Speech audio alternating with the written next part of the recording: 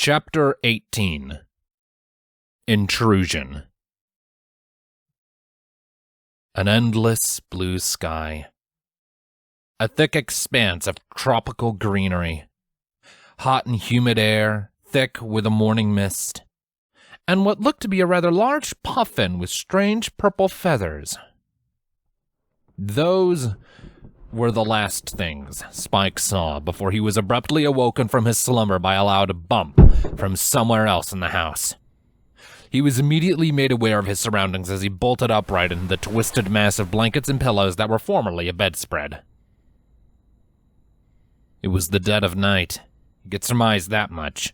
And 2 years of living on the road with Twilight had trained the infant dragon to be wary of unusual sounds in the night, even in the safety of an established shelter like this one. The time he'd spent traveling alongside his favorite pony had also taught him exactly what to do in such a scenario. Wake up, Twilight. Swallowing his anxieties and attempting to keep himself calm, he slowly crawled out of his bed and began to sneak his way towards Twilight's bedroom. The last thing he needed to do in this instance was panic. He needed to stay calm and alert. He couldn't let whatever fears he had at the moment get the better of him. He slowly advanced, keeping his whole body close to the ground, and kept repeating the words, "Don't be afraid," in his head. It wasn't much further now. He could see the moonlight beaming out of Twilight's bedroom door. I honestly can't believe you were that dumb. An unfamiliar voice spoke from the bedroom. You're supposed to be smarter than that. I know you're smarter than that. Spike froze mere inches away from the doorframe. Someone was in their house. That was what the dragon fixated on the most. There was a stranger in their house in Twilight's bedroom. How they had gotten in was beyond him. They shouldn't have been able to get past Twilight's magical barrier thing, right? Right? That's what Twilight had assured him of anyway. But did she even use that spell on their house? They only needed it to keep their privacy in hotels and stuff, so would Twilight even think to use it in their house? Spike had absolutely no idea, and it was an unbearable feeling. Okay, calm down. It's fine, Spike. He tried to convince himself. Twilight said she's been making friends here. Pinkles, Rarely, and Apple Jacks. Maybe she's just talking to one of them. In the middle of the night. In her bedroom. In the dark. Without telling me. Ever so slowly, the dragon crept forward despite his better judgment. He poked his head into the room, holding his breath to try and conceal his presence as much as possible. And standing there in the pale moonlight was a unicorn with heavy-looking saddlebags, a mare based on her voice, standing right by Twilight's bed with what he could make out as a forlorn expression. The features that caught his eye most were the blue streaks in her mane and tail, and the silver watch that dangled from her neck. A sudden blue glow from her horn drew Spike's eyes back to the bed as she pulled the covers over Twilight's sleeping form, tucking her in for the night. Even in the low light, Spike saw Twilight's cloak and bag sitting off in one corner of the room. The culprit behind the thud that had woken him, he soon realized. I mean, I know that little note of mine wasn't exactly very descriptive, but you could have come up with a better plan than that. The mare went on in a sarcastic manner, huffing out a forced chuckle as she put a hoof against her face. It's just not like you, of all ponies, to just go in headlong like that without a plan.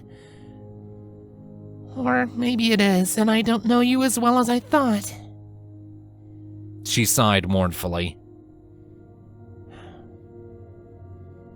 I suppose that would make sense, though, given the circumstances. What in the world was she talking about? Spike hadn't the faintest idea, but from the sounds of it, it was like this unicorn knew Twilight. That should have been a calming revelation, but Spike was beyond being calm at this point. He was petrified in fear of what was going on. All he could do right now was watch and listen. But I suppose this is my fault. Should have expected you to investigate the ominous magical glowing thing. I didn't expect that, it's beyond me. But it's not the dumbest mistake I've made in my life. Well, if nothing else, at least you didn't bring... She stopped herself mid-sentence, looking away from Twilight and directly at the wall in front of her. He's standing right behind me, isn't he?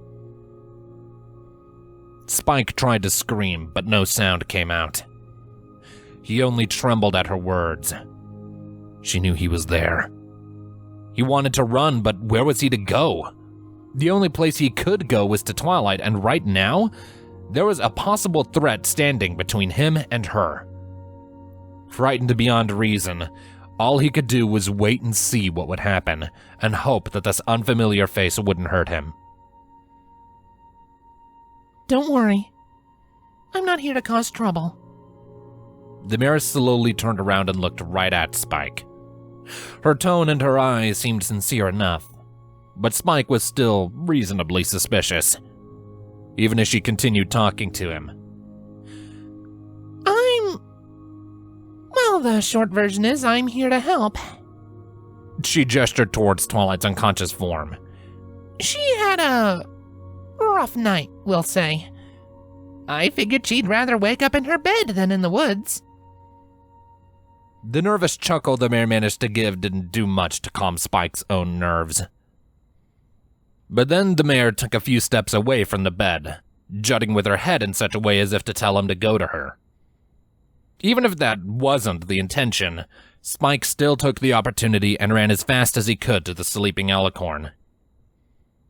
Without hesitation, he began trying to stir her back into the waking world, but much to his dismay, he didn't get the reaction he was hoping for. Care to hazard a guess? Twilight murmured wearily in her sleep. She was dreaming, that much was certain, and it seemed she wouldn't be waking up anytime soon. I think it'd be best to let her sleep, the unicorn suggested hesitantly. Like I said, rough night. She'll get up in the morning, don't worry. Spike didn't respond. He didn't even look back to the invader in his home.